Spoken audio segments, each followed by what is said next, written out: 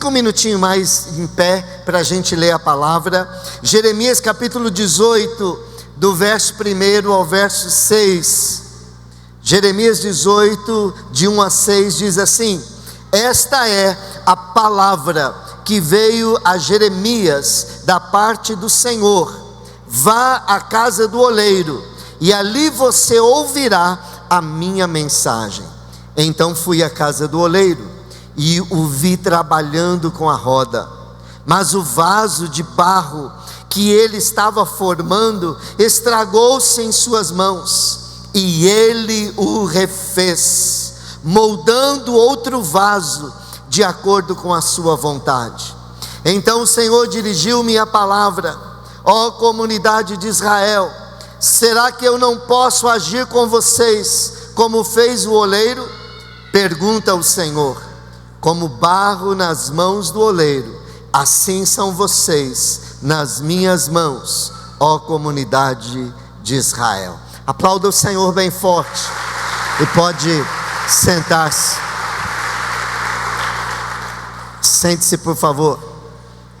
O texto de Jeremias 18 é uma dura repreensão de Deus para o seu povo, a nação de Israel, por conta da sua rebeldia, por conta da sua desobediência.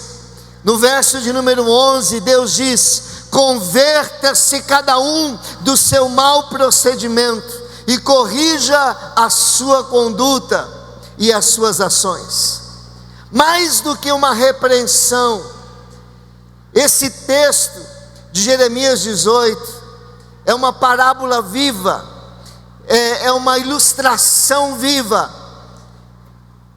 que Deus está transmitindo ao seu povo através do profeta. Mais do que uma repreensão, esse texto é um lamento de Yahvé. Deus está se lamentando sobre o seu povo, porque Deus não tem prazer em punir, Deus não tem prazer em corrigir, Deus não tem prazer em trazer todas as punições que Ele trouxe sobre Israel.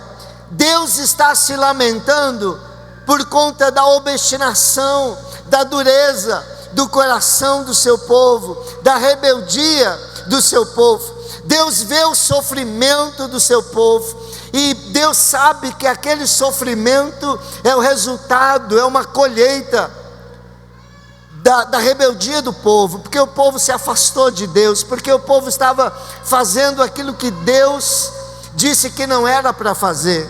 E aqui, nessa parábola viva, que Deus manda Jeremias ir para a casa do oleiro, e quando ele está vendo o oleiro trabalhando com um vaso, aquele vaso se desfaz, ele quebra, e o oleiro então faz um novo vaso, ali com aquele mesmo barro. Jeremias 18 é o desespero de Deus, gritando para o seu povo: volta para mim, volta para casa, volta para o caminho do Senhor, corrige as suas ações. Você está quebrado, você está falido, você está destruído, a sua vida inteira está um caco, mas eu posso te consertar, mas eu só posso te consertar se você estiver nas minhas mãos. Então volta para mim, volta para casa. Esse texto não é um texto de condenação, é um texto de esperança, porque Deus está chorando, lamentando e gritando, dizendo para o seu povo: eu sou a tua salvação, eu sou a solução para as suas mazelas, para as suas lamentações, para o seu choro, para a sua angústia. Você está arrebentado, Israel, você está destruído, Israel, e eu sou o conserto. Você está doente dos pés à cabeça, e eu sou o médico que pode te curar. Então me venha procurar, venha a mim. É isso que diz esse texto. Eis que diz essa parábola do vaso, do oleiro e do barro, que o profeta Jeremias está vendo aqui. E através desse texto Deus nos diz algumas coisas. A primeira coisa que eu vejo Deus dizendo para o seu povo, e Deus está dizendo para você, Deus está dizendo assim: eu não descarto você. Deus está dizendo, mesmo que você esteja estragado, eu não descarto você. Você está um pó, você está um caco, eu não descarto você. Ainda agora há pouco ali na entrada estávamos conversando, eu, o Márcio e mais um querido que entende de informática, tem uma loja aí que repara celulares e iPads, que tem um iPad ali, mas que acabou a atualização dele, então não roda mais vídeo, ele está desatualizado, ele já não serve mais. Nós ouvimos falar que lá no Japão, em alguns lugares, as pessoas descartavam televisão, aparelhos eletrônicos. Você ia na rua e ali você encontrava aparelhos, você podia levar para casa. A gente falava, meu Deus, que é isso? Isso chegou no Brasil. Nós estamos vivendo uma época que não somente o aparelho de barbear é descartável, mas nós estamos vivendo uma época de televisões descartáveis. Estamos vivendo uma época de aparelhos descartáveis, aparelhos de DVD, aparelhos mais modernos, descartáveis, produtos eletrônicos ou elétricos, que quando eles quebram, fica mais barato comprar um novo e mais compensador do que mandar consertar. A gente está numa época onde não se conserta quase nada, quando quebra, troca. Infelizmente essa cultura, ela tem permeado em algumas áreas em nossas vidas, para a tristeza. As pessoas, elas não querem se dar o trabalho de consertar a sua vida, consertar o casamento, consertar o emprego. Elas preferem mudar de emprego do que mudar a sua atitude no emprego. Elas preferem mudar de casamento do que mudar a sua vida para mudar o seu casamento. As pessoas preferem mudar de igreja ao invés de mudar a sua atitude. Então nós estamos na era do descartável, onde se descarta marido, descarta esposa, descarta filhos, descarta pais, descarta igreja, descarta-se tudo. Mas a palavra de Deus para Jeremias transmitir para o povo, e a mesma palavra que Deus pôs no meu coração para dizer para você, é o seguinte: Deus diz, eu não descarto você, eu não abro mão de você. Você pode estar só o pó, você pode ter quebrado, você pode estar desatualizado, você pode estar arrebentado, você pode ter afundado na lama do pecado, você pode ter vivido tudo que você viveu, mas eu não jogo você fora, eu não descarto você, eu ainda amo você, eu ainda tenho propósitos para a sua vida, eu ainda quero restaurar você, eu ainda quero usar você. O texto diz: fui à casa do oleiro e o vi trabalhando com a roda, mas o vaso de barro que ele estava formando estragou-se em suas mãos, e ele o refez. Diga, ele o refez.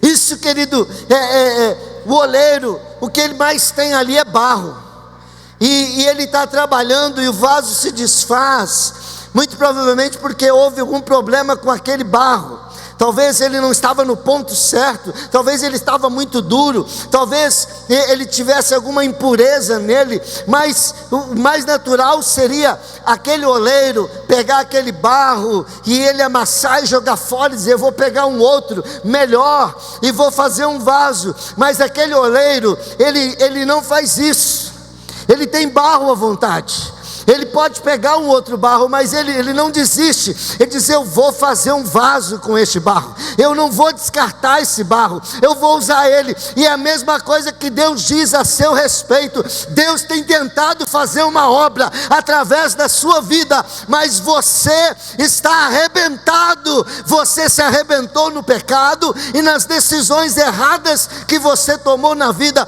mas Deus diz: eu não desisto de você, eu vou te consertar, eu vou usar você, eu vou fazer a obra que eu quero fazer na sua vida. O texto diz: eu vi trabalhando, significa que Deus está trabalhando, e a especialidade de Deus é refazer, é consertar. Nós somos a igreja Vida Nova, a igreja dos novos começos, porque o nosso Deus é o Deus do novo começo, o Deus da segunda chance, o Deus que faz de novo todas as coisas. A Bíblia diz que nós somos novas criaturas, aqueles que estão em Cristo Jesus. As coisas velhas se passaram, eis que tudo se fez novo. Deus é especialista em fazer novas todas as coisas. Ele é especialista em restaurar, em consertar, em levantar o caído. Ele é especialista, ele não descarta. O nosso Deus nunca vai dizer: você é um caso perdido. O nosso Deus nunca vai dizer: esse não tem jeito. Deus não perde a esperança, porque ele é o Deus todo-poderoso, e ele é todo misericórdia, ele é todo amor. Então você pode ser um desafio para Deus. Você pode ser alguém muito teimoso, muito obstinado em errar, em cair nos mesmos erros, em se desviar. Talvez há muita gente que se torna um desviado profissional, que é profissional em se desviar de Deus, mas Deus é profissional em trazer o desviado de volta à sua casa. Ele é profissional. Ele é profissional, ele não se cansa. Na queda de braço com Deus ele sempre ganha. Não adianta você fazer uma queda com o braço: eu saio e Deus traz de volta, eu saio e Deus traz de volta. Você vai se cansar, porque Deus não se cansa em trabalhar por você, em ir atrás de você, em buscar você, em querer restaurar você. Deus não desiste da sua vida. Aquilo que o diabo diz, que Deus não quer mais te usar, que Deus não tem mais planos para você, é mentira, porque Deus ainda te ama, Ele não desistiu de você, e Ele ainda quer usar a sua vida. Amém? Levante sua mão e diga: Deus não desistiu de mim, Ele está trabalhando na minha vida. Aleluia. Deus também diz para o seu povo: eu estou trabalhando em você, para que depois você possa trabalhar para mim. Eu estou trabalhando em você, para que depois eu possa trabalhar através de você. A finalidade de Deus não é apenas trabalhar em você, mas você é a maior obra de Deus. A maior obra que Deus tem para fazer é a obra que Ele tem para fazer na sua vida. É maior a obra que Ele tem para fazer em você do que a obra que Ele tem para fazer através de você. Mas o oleiro, quando ele faz um vaso, ele tem um objetivo com aquele vaso. O objetivo dele não é apenas fazer o vaso, mas usar o vaso, para que aquele vaso ele sirva de ornamentação, ele tenha uma utilidade. Então Deus, ele tem um propósito quando ele trabalha em sua vida. Hoje nós não sabemos o significado de um vaso no tempo que esse texto foi escrito, porque hoje todo mundo tem geladeira na sua casa, mas na época que esse texto foi escrito, a geladeira era um vaso. Eu não sei quantos pegaram essa época, mas eu, quando criança, peguei. Que a geladeira era um vaso, era um pote. Um pote nada mais é do que um vaso. Na época que não tinha geladeira, você enche um pote, que é um vaso grande, enche de água, deixa dentro de casa, tampa ele, e quando você quer uma água fresquinha, você vai lá e a água conserva-se fresquinha. Então um vaso era um pote, o vaso tem uma utilidade. O vaso também, ele era utilizado para guardar mantimentos. Na época desse texto, não existia plástico, não existia aquilo que as mulheres amam, que é o Tupperware. Não existia Tupperware. Então existiam vasos. Você quer guardar sal? Era no vaso. Você quer guardar óleo? É no vaso. Você quer guardar arroz? É no vaso. Você quer guardar farinha? É no vaso. Tudo se guardava em vasos. Vaso não era para botar flor apenas. Vaso era um container, um recipiente para guardar tudo. Você quer guardar dinheiro? Você guardava em vaso. A Bíblia, eu já falei aqui que a Bíblia, ela não tinha esse formato. A Bíblia era escrita em papiro ou pergaminhos, em rolos de pergaminhos. Cada livro da Bíblia, 66 livros, era um rolo. Então, a Bíblia toda era composta por 66 rolos de pergaminho. Esses rolos de pergaminhos, eles não ficavam numa estante. Diga para mim, adivinha onde é que eles ficavam? Diga, num vaso, pastor. Puxa, como vocês são inteligentes. É assim mesmo. Em 1947 para 48, havia um pastor pastoreando na região de Qumran, ali no Oriente Médio. E ele estava ali de bobeira, sem ter o que fazer. Ele pegou uma pedra e ele viu uma caverna, ali perto do Mar Morto, nas cavernas de Qumran. E ele pega aquela pedra e ele joga para dentro daquela caverna. E ele escuta um vaso estilhaçando. E aí ele corre lá para dentro daquela caverna e ele vê um grande número de vasos. Foi um dos maiores achados arqueológicos, eu ia falar escatológicos, arqueológicos, porque ali existiam livros inteiros, rolos inteiros de livros da Bíblia, como o livro do profeta Isaías, e fragmentos de inúmeros outros.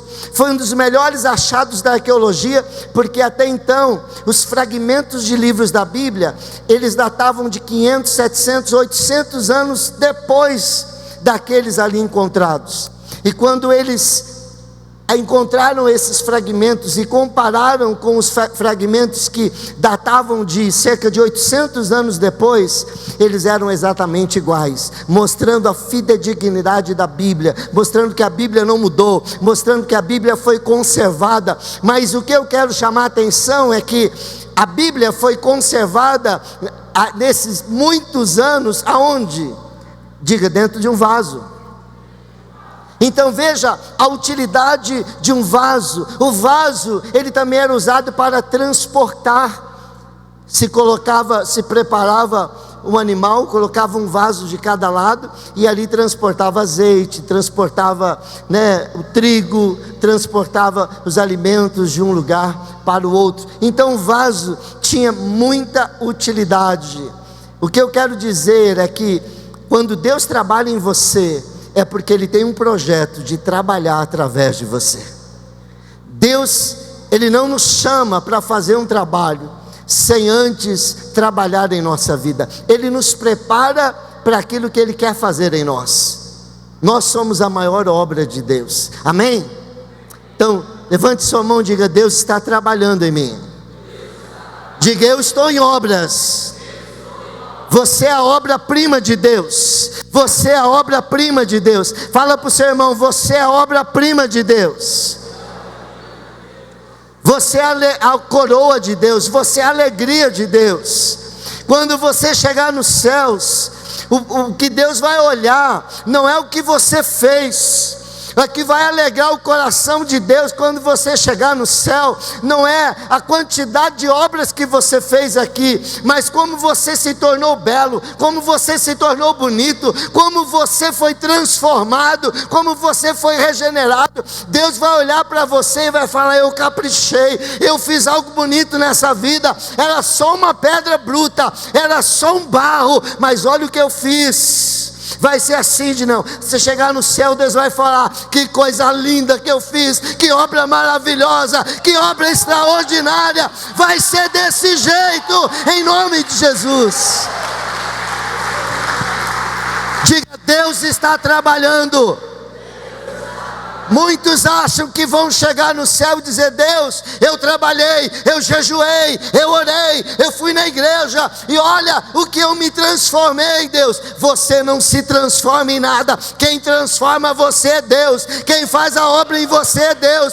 Se você chegar no céu diferente, não é por aquilo que você fez, mas é por aquilo que Deus fez.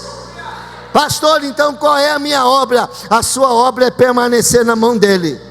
porque se você não permanecer na mão do oleiro, você vai chegar no céu sendo apenas um barro, mas se você permanecer na mão dele, ele te transforma em um vaso de honra, lindo, para enfeitar o céu em nome de Jesus, amém?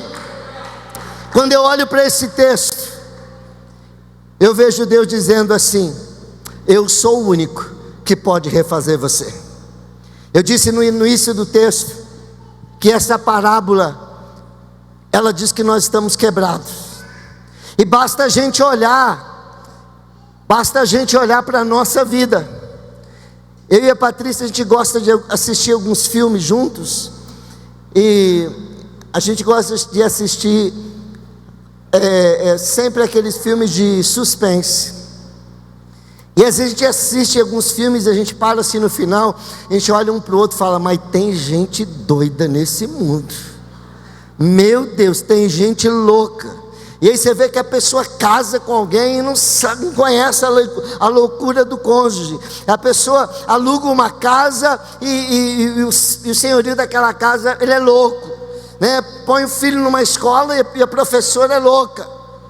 Tem gente doida nesse mundo, porque esse mundo está doente. Esse mundo precisa de uma restauração. Esse mundo precisa de um Deus. Esse mundo está quebrado como esse vaso. Querido, é por isso que Face a Face faz tanto sucesso. É por isso que culto de libertação faz sucesso, culto de restauração, porque todos nós, ou a gente é igual arroz de terceira, está tudo quebrado, ou tem alguma área na nossa vida que está quebrada. Tem gente que diz assim: o meu casamento está quebrado. Tem gente que diz: as minhas emoções estão quebradas. Tem gente que diz: as minhas finanças estão quebradas. Querido, você chegou aqui nessa noite e tem alguma coisa quebrada na sua vida, mas você veio para o lugar certo. Você está na casa do oleiro, e a mão do Criador é a mão daquele que criou. Ele é capaz de recriar, ele é capaz de refazer a sua vida em nome de Jesus, amém? Deus, ele pode dar um jeito no seu casamento, nas suas finanças. Ele pode consertar o seu coração, as suas emoções. Essa é a especialidade de Deus, os casos impossíveis. Deus é o único capaz. É o mesmo barro, ele refaz, mas o vaso é outro. Ele refaz, ele não substitui. Quando você quebra, Deus não descarta você, ele refaz você. O nosso Deus não é o Deus do descartável. O nosso Deus é o Deus do conserto. O nosso Deus é aquele que faz de novo, em nome de Jesus.